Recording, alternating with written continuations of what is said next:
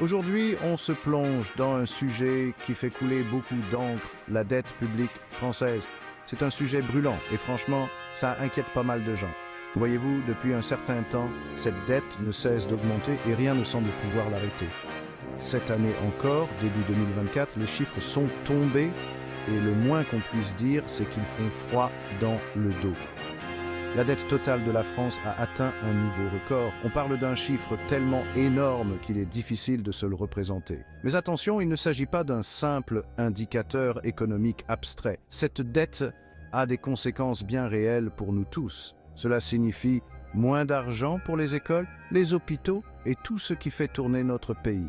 Alors, accrochez-vous bien, car on va décortiquer ce casse-tête de la dette et voir ce qu'on peut faire, si tant est qu'on puisse faire quelque chose.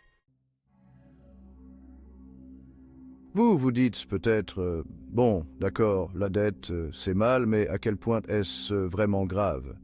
Eh bien, parlons des intérêts. Vous voyez, quand un pays emprunte de l'argent, ce n'est pas gratuit. Il doit payer des intérêts sur ce prêt, et ces paiements d'intérêts peuvent vraiment s'accumuler. Le rapport du Sénat de 2024 a tout mis sur la table. La France dépense une part énorme de son budget juste pour couvrir les intérêts de sa dette. C'est comme essayer de remplir une baignoire percée. On verse de l'argent, mais il s'échappe aussitôt.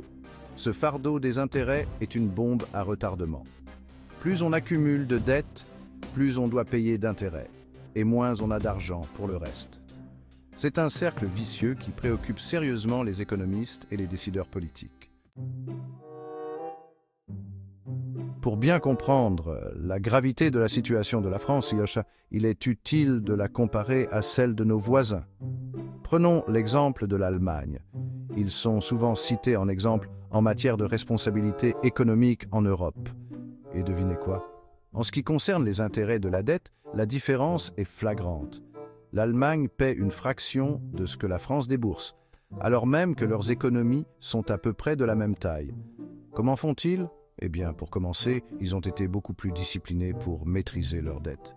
Ils ont également bénéficié de taux d'intérêt plus bas grâce à leur réputation de prudence budgétaire. C'est un cas classique de cercle vertueux en action. Section 4. L'avertissement de l'INSEE, une mer rouge à travers l'Europe. Mais il n'y a pas que la France, mes amis. Toute l'Union européenne se noie dans une mer d'encre rouge. L'INSEE, l'Institut national de la statistique français, suit cette tendance depuis des années et ces données brossent un tableau peu réjouissant. De 2010 à 2023, la dette publique a explosé dans toute l'UE. Certains pays ont été plus touchés que d'autres, mais la tendance générale est indéniable. On parle de milliers de milliards d'euros de dettes, mes amis, et ce n'est pas qu'un exercice théorique. Cette montagne de dettes a des conséquences bien réelles sur notre économie, nos emplois et notre avenir. Elle limite notre capacité à investir dans les services essentiels et nous rend vulnérables aux chocs économiques. Section 5.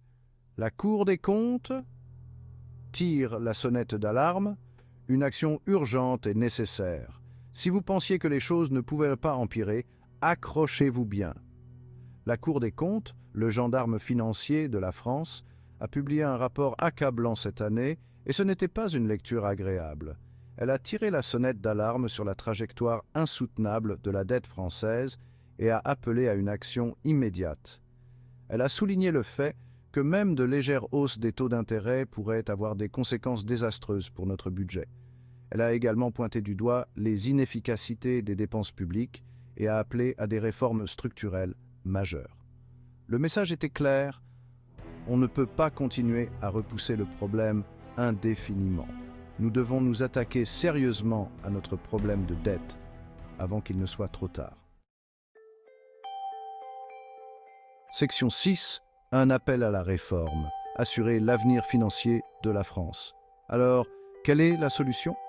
Eh bien, il n'y a pas de baguette magique pour faire disparaître cette dette. Remettre de l'ordre dans nos finances exigera des choix difficiles et un engagement envers des solutions à long terme. Tout d'abord, nous devons nous attaquer sérieusement à la maîtrise des dépenses. Cela ne signifie pas nécessairement l'austérité, mais cela signifie être plus intelligent et plus efficace dans l'utilisation de nos ressources.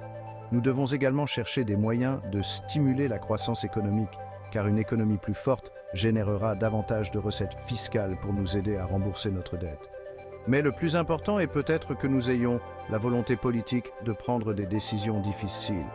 Nous avons besoin de dirigeants qui soient prêts à mettre de côté les gains politiques à court terme au profit de solutions à long terme qui profiteront à tous.